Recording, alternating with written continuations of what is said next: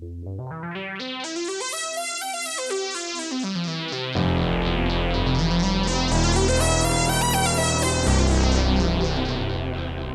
and welcome. You are listening to an informed take on current events brought to you by law students and staff of Queen's University Belfast.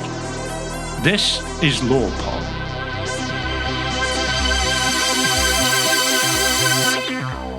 Hello and welcome to another episode of LawPod. My name is Megan Hoyt and I am a PhD researcher in the School of Law at Queen's University Belfast. Today I will be in conversation with two fellow Queen's Law students, Hannah Campbell and Kristen Wallace. Hannah has just finished her LLB and Kristen is in the final stages of her LLM. Together, Hannah and Kristen have begun a campaign to raise awareness of street harassment and are pushing for it to be criminalised. I am delighted to have them both on the podcast to speak in more detail about their campaign, how it got started and how it has developed. Hannah and Kristen, welcome to LawPod. Thank you so much for having us. Yes, thank you so much. Really excited to have you both here and to talk about this really important topic. I'm going to jump right in. I'm really interested in the background to this campaign. Many young cis women or anyone who presents or identifies on the female end of the gender spectrum will recognise the experience of being harassed in public spaces. But we are often told to ignore it or accept it as just a part of life. Why did you both decide to do something more visible? Kristen, if you want to start. Yeah, so if I lead it back to when we did our Erasmus, so we were final year law students and we decided to go to Maastricht in the Netherlands. So while we were at the School of Law there, we actually did a module called Crime and Criminal Policy. And in one of those modules, our assignment was actually to research street harassment. So myself and Hannah were sitting in a coffee shop, very European if I do say so, and we actually came across some articles. So we were reading these articles and we were thinking, God, we know what that is, but I never knew it had a name to it.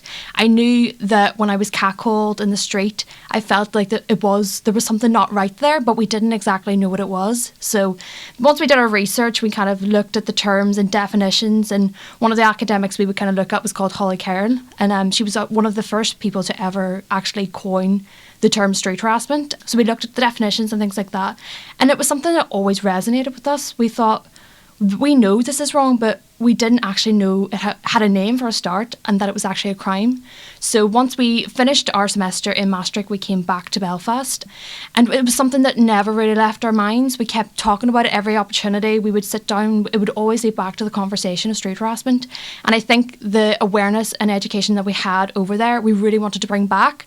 So we started to kind of come together and think, okay, how can we actually effectively put this across to our own society and how to let, especially girls know what this is. So we decided then we were going to go on social media and we decided to go Instagram because I feel like for our age group that's exactly where we would go, where we would find information. And I think at that time as well we were very much aware that if you made something look quite pretty and you had a good message to get across, people would entertain it, they would look at it, they would share it, they would really get involved with the idea. So we thought we'll do that, and that's kind of how we started with our first post of just saying what street harassment was. So that's where it all began, really. Right, so that's simple. And Hannah, do you have anything to add from your perspective as to how it got started? Yeah, it was just taking people on that same journey that we had been on and realising this is street harassment, these behaviours that we just accept as being a normal part of being a woman. And we just wanted to take people on that exact same journey and just tell people this isn't really normal behaviour and challenge why do we accept this. So it's just exactly that. Yeah. And so from the Instagram posts and the sort of educational piece that you're doing, putting it out there, what is this? Have you heard of this? Does this happen to you? Were you surprised about how the message was received and where it went from there? Definitely, yeah. I think we honestly can't believe the support. In the past, it's almost been a year now and we can't believe the support. It has just been amazing from the get-go.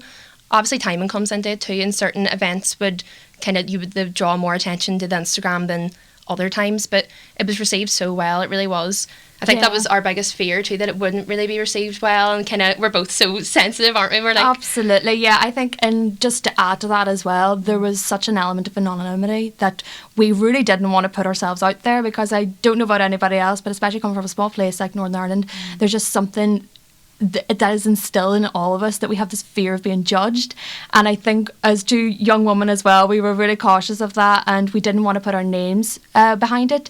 So we were quite quiet in the fact that it actually was us. We told a kind of inner circle and close friends and family, we're looking to maybe raise awareness on this issue, but we're not really sure how it's going to turn out. But once we started to put out the posts and we got the reaction that we got, I think then we really knew we could be proud of this and we could actually put our names behind it. So it's really strange how even the confidence growing from the support of those posts was just incredible.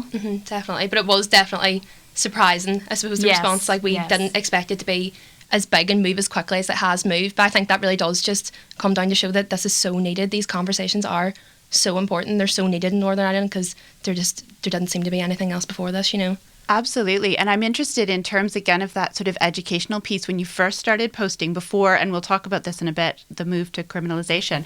But the education piece, were you talking about what exactly street harassment is? And Kristen, I don't know if you want to start on this, but were people coming at you and asking questions about what is this? What are the actions we're talking about? Absolutely, because it's all well and good when you hear the term street harassment, and I suppose in a sense it's quite broad too. What exactly is it? Sure. So we would take, as I said before, a Holly Cairns definition, which ranges from catcalling, wolf whistling to leering, stalking, to more extreme forms of sexual assault within the street or public spaces. And it really is just to highlight it's the unwanted interactions within those public spaces. And then we took a step further then and kind of looked at, well, who does it affect? And we would always say, first and foremost, that it can affect anyone. It's not down to gender, sex, or anything like that. It can affect anyone.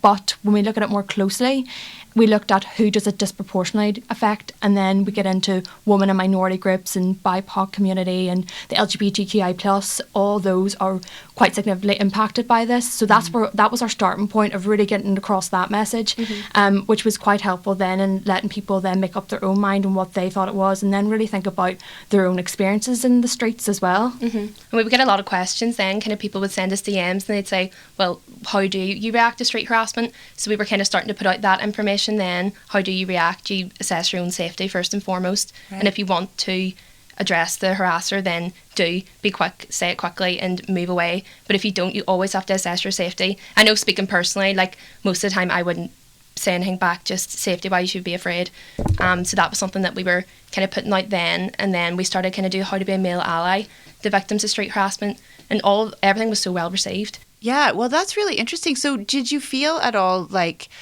all of these questions and DMs are coming at you, and did you feel equipped to deal with them, or were you a bit overwhelmed by what was coming at you? Definitely. I think there's definitely, we even say this sometimes because things do move so fast in campaigning. We're kind of finding ourselves in positions where sometimes you look back, you're like, how did I get here? Things, because we're both 22 and we're both still students, so it is, I suppose, responsibility to be taken on, but at the same time, we both we're so careful about what we say. We think through everything. We do all the work behind the scenes, and we're very careful about what we would say. So I think Yeah, and I think it's important to note here too that when we would never receive anything threatening, thank God, right. But there was instances where we thought maybe we could be in a position that we might receive something, and at the end of the day, we're not trained, we're not qualified, we have just done a law degree, that's all we have. Yeah. We are in no position to tell people what to do. So I think at that moment we were also in contact with the charity NSPCC, and it was the head of campaigns who actually directed us to doing safeguard training for online. So we thought that was quite important to do, especially because we are so aware that we are not equipped to give advice where we're not really in the position to give it. So we're very cautious when we do have people, and it seems like we should be referring them to someone else, or we would always put on helplines within our posts, and I think that's quite important too, that we do address that as well. Yeah, that's really interesting to sort of find yourself in the middle of something that starts taking off and you realize you've got to reach out to other organizations and things. And I'd like to maybe turn now to the role of criminalization within your campaign. So if it started off as something about, almost consciousness raising or education, you're now very much pushing for street harassment to be criminalized. Some feminist activists would be skeptical about the role of the criminal justice system within addressing gendered harms. And I wonder, could you talk a little bit about the benefits of criminalization? Yeah, I think that's a really good question. I think that's something that's really important to address as well, because like unfortunately the criminal justice system is notorious for not treating victims maybe as well as they should. But that's something that we think about a lot. Like, there obviously needs to be a huge cultural change, but we think legislation does complement that too. Even just having something in black and white, like this exactly is wrong, just even as a deterrent, I think is so beneficial. So that's something that we would advocate for further down the line. But of course there is so much education and cultural change needed too. Like, they have to go hand in hand. So that we would push for both. Yeah. Well, it's interesting, like you said, the progression from education to criminalization and seeing it all a part of the same sort of push for change. Definitely. Kristen, do you have anything to Yeah, add? absolutely. Just to add to what Hannah said about the deterrence, I think, speaking on my own behalf, as a young female student in Belfast, I don't feel safe personally on the streets. I don't feel like I can walk at night when it's dark. There was a few incidents in this year where we saw stabbings in October, and I think this just highlights the fact that we don't have efficient street safety. And I think sometimes people need to know that it's a wrong, the same way we would actually push for it to be put under as a public nuisance offence rather than the criminal kind of ways and rape and consent and things like that. We would actually want it as a public nuisance offence, because the same way as littering, you could be fined on the spot. And that's not to say that we would want everyone to be fined on the streets, nor would it be practical for policing and things like that. But we do think if people see that it is a wrong, they are less likely to do it. And I think as well, if we look at what we would call like a pyramid of like sexual offences and things like that, street harassment is at the bottom. And if we tackle street harassment, if street harassment is considered a crime, well then this could actually help stop the other more extreme forms from progressing, such as sexual assault and rape. And I think when you look at it like that, and there's an opportunity to criminalise something that could potentially really hone in society that this is a wrong and that must be stopped here, it will stop the more extreme forms from progressing. So that's why we would want it more as a deterrence, to be honest. Like, I think that's the only way really some people will see it, that it is a crime. Definitely. And the public nuisance offence as well, if you have it down as a public nuisance offence, it means there's no like lengthy formal complaints procedure, so the victim wouldn't be dragged through like all these different procedures that could be traumatising. It would just be a quick fine and that's it. Moved on. Yeah, and potentially helps with that educational piece as well. Like you said about sort of public nuisance and litter. I mean, you see, billboards everywhere about anti-littering and stuff like that. You know, so maybe you would, if it was public nuisance, you'd start to see an education campaign around that in public spaces. Exactly, and that, like, imagine seeing that, like, that deterrence everywhere. Like, people wouldn't do it as much. You wouldn't. Yeah, absolutely. And I think another point to add here is that it would also help with reporting. People would understand what it is, and if they knew it themselves it was a crime, they could feel more inclined to report it. And I think if you were able to report it, you could actually look at locations. Is there a common thread of where this is actually taking place within a particular area? Are there like repeat offenders who are actually being caught doing this? And I think it would actually add to the statistics and the research, which is completely under-researched at the moment. And I think that would actually help that as well. Definitely, because at the minute for current harassment legislation in Northern Ireland, it has to be 2 or more times you're harassed by the same person, which is just, I would say almost impossible, to be honest. Like, you're usually harassed by one person on the street and you never see them again, through the whole stranger aspect. So even we get a lot of reports of people actually being in such a threatening situation that they have rang the police, and the police they can't do anything, you know. Like, it doesn't fall under the legislation, so there does need to be some form of a mechanism there just so people can even report.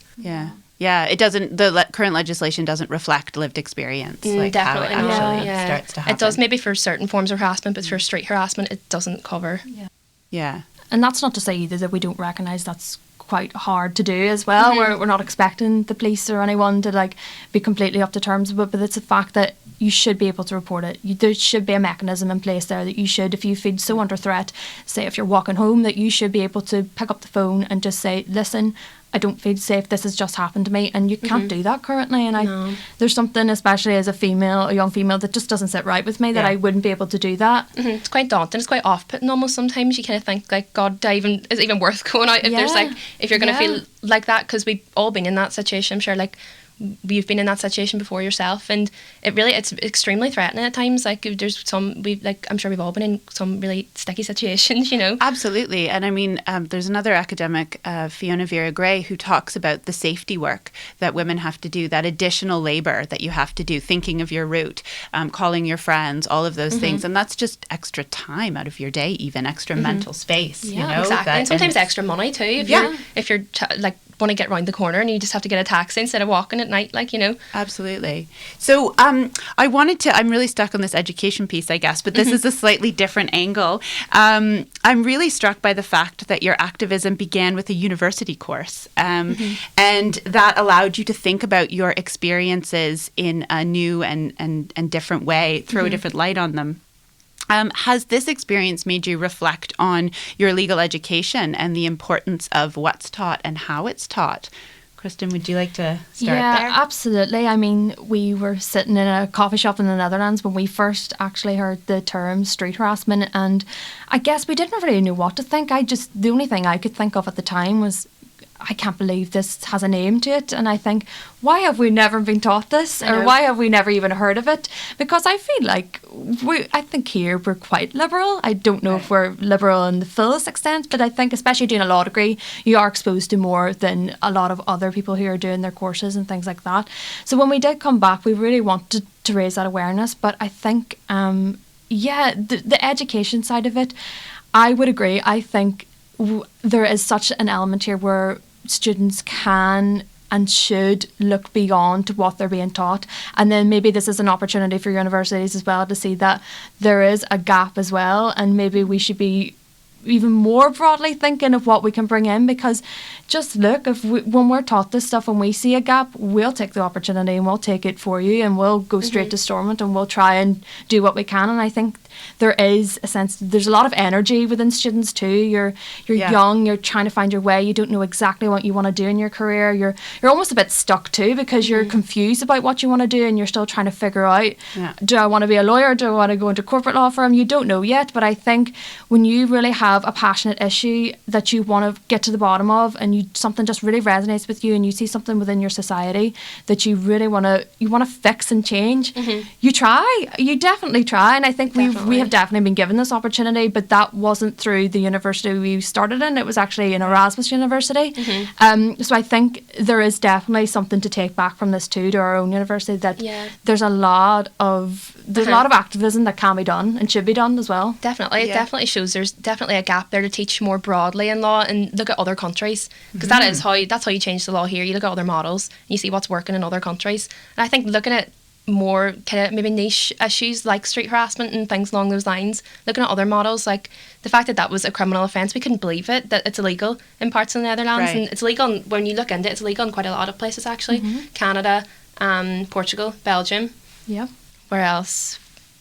I think that's it. Rotterdam is one of the places in the Netherlands, and I think a few others are trying to get legislation pushed forward, even England, Wales, but it's all it's at the beginning of it as well. And I think there was also an element that we live in Northern Ireland, we're very aware of the political situation in Northern Ireland, but we're also very aware that we're quite often left behind. And I think that's really something we didn't want to happen. We could see that England and Wales have a campaign called Our Streets Now, and we really saw that they were moving quite quickly and they were getting a lot of support, but they're only doing it for England and Wales.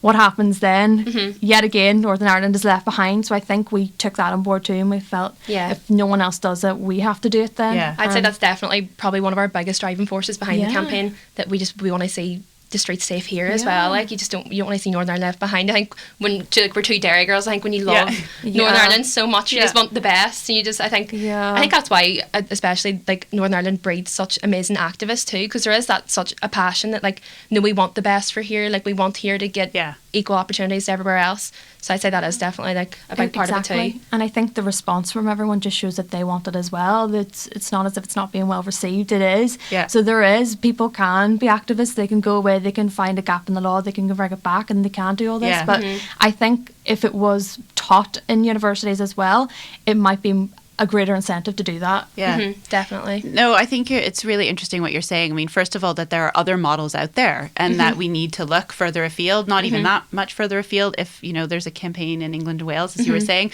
but other models in other countries, it's not that hard to look and see what other countries are doing. Yeah. And just even from my own perspective, as somebody who is sort of immersed in feminist legal theory at the moment, makes me a little bit sad that you didn't get taught that in first year, second year, third year, that isn't a part of your law degree. Definitely. I think there's when you get to the third year, there's some great opportunities. I did a great module in regulating commercial sex this year, which I absolutely loved, and I think that's great to learn things like that. But I think bringing it in earlier is useful too, because you do kind of have to wait until you're almost at the end of your degree to kind of be getting the opportunity to learn these things. So I think integrating them in the whole way through is a good way to do it. Yeah, I agree. And it takes a bit of creativity and a bit of initiative as well. Like, I think you have to have the drive there, but I think for the many students that come through Queen's University, I think this is something that could really take off. I think if we were all to take parts of the law and take a problem of the world, we could sort it out in no time. But I know, but God knows what this place would be like if we all, if everyone got a chance to do something. Like, there'd be nothing. I know, nothing it's so exciting. There's so much that places we could go from here. I know. So listen, I just wanted to turn at the end to talk about how your campaign has been moving forward and how you've been invited to speak with ministers and at Stormont. And I know you've recently had a meeting with them. So if you could just talk a little bit about how that went and how it was received.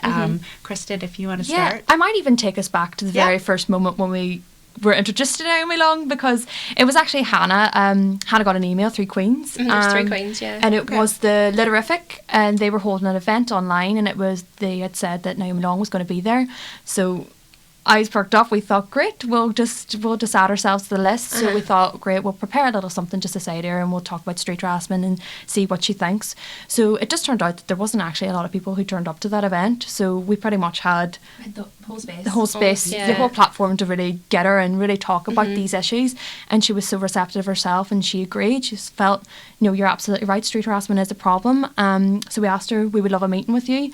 Could we set that up? We exchanged email addresses, and we got in contact with her then. So that was the very beginning. That's how we actually told her about the campaign. We introduced ourselves, and we really made it aware that we wanted a meeting with her. So it was probably about a month later. We got an email through, and a street safety meeting had been set up with a few other women's organisations, like Women's Aid and Rainbow Project and things like that.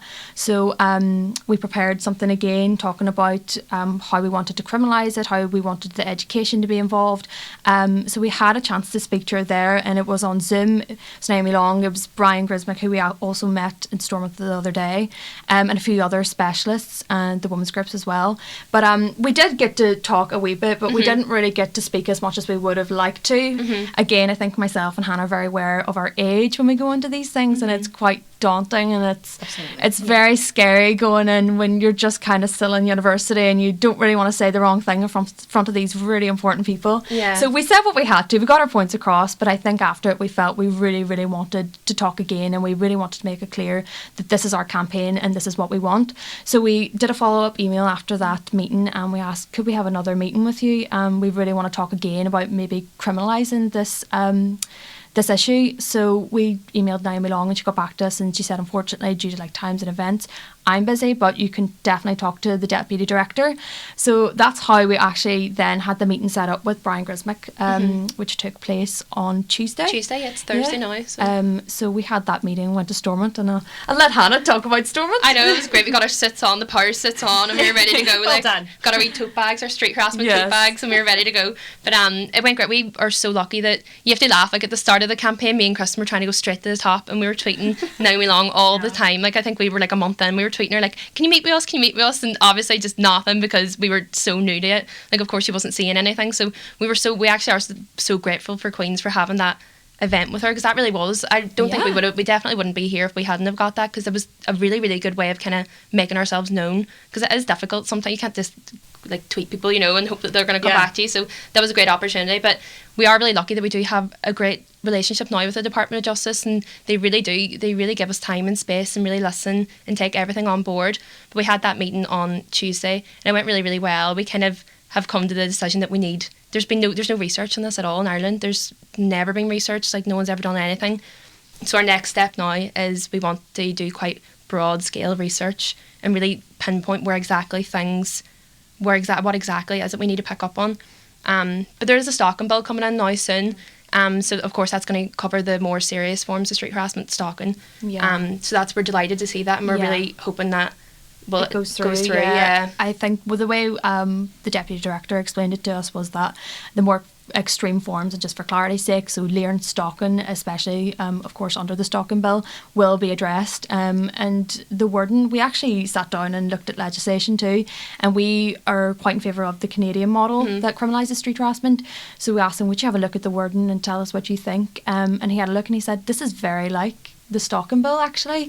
But however, the stalking bill has not gone through yet. I think there's a lot of political issues at the minute, as you can imagine. So there is a bit of a halt on whether that will go through or not. But if so, that would be great news for us, because it means the more extreme forms will be criminalised. And then taking it back to the less extreme forms, as Hannah said, this topic there is no research. There's absolutely none. And I think it's a great incentive for us to take on board, to really find someone who is willing to do the research, and that's really going to be our next move, is to get that sound evidence to bring back and see if it is worthy of criminalisation. Because we don't want to criminalise something if it doesn't need to be, but that is our goal, because we personally believe it should be. But that's what we'll be doing in the next few months, especially. And definitely continuing with, I feel like we went straight to the top, but we need to kind of take it back and off. Really, local councils, local politicians. I think we honestly did just go straight to the top. I don't know. Ambitious. Nothing wrong with straight to the top. Don't know what that says about us. Like, but I don't know. Honestly, so they're kind of like, scale it back, get back down. And so definitely keep lobbying and keeping having all these meetings and meeting great people as well. We've met like some amazing people in the past year, and amazing, and everyone has been so good to us. I wish I could report on something, but we've only been welcomed within this kind of realm of things. Honestly, like, people have been so good to us, and the thing about the Department of Justice as well, they want us to come back, they want to see us again, they want to keep engaging in these kind of conversations, which is really good, and it's really, it keeps us going, because if we were kind of shut down at the get-go, I don't know if we'd find it quite hard to keep going. But I think because everyone has been so good to us, it pushes us further and it motivates us, because it would be quite easy for us to fall apart if we were told no. Definitely, but I think the future definitely looks bright though. Like, I can't wait to see what happens in the next year, even a year on, because so much does because change. We've not even been doing this for a year. We were actually trying to work it out today, and we started on the 5th of August in a little coffee shop in Derry. Our favourite coffee shop. We're coffee connoisseurs as well, of course. I know. But yes, we were sitting down and we were thinking, it's not even been a year, and we've achieved so much already. I know, if you had told us last year, like, we'd be like, getting invited up to Stormont and doing all these things, you wouldn't even believe it. So it just shows you the power of speaking up, and like, if you're given the tools and using the tools and going out there and applying them to real life. Social media as well, especially because we started this project during COVID, so you can meet up with anyone. This was all online, and it just shows you if you have an issue, and again, if you make it look pretty on Instagram, people do tend to look at it and reach out to it and interact with it. So that really was something that we did over COVID and kind of succeeded, I guess. So something positive to take from positive. Yeah, absolutely. It's probably one of the only things, to be fair. Absolutely. Well, there's so much there. So many things that are interesting, and I could keep talking to you guys forever, because I think there's a lot that's really interesting around social media. I think there's things that are interesting around data and research as activism, which is something that doesn't sound really exciting. It's not sort of out on the street protest, but actually, like you say, without the data, it's very hard to reinforce or legitimize some of your points. Exactly. So that's really interesting as well, and I'm really excited about the critical legal theory courses we're all going to start taking at Queen's. I know. We'll be leading them. Exactly. But I really hope that we get to have you guys back so that we can hear more about how this has progressed and where it's gone from here. But thank you so much for coming and speaking about your experiences. Thank you so much for having us. Thank you so much for having us. It's great. It's been great.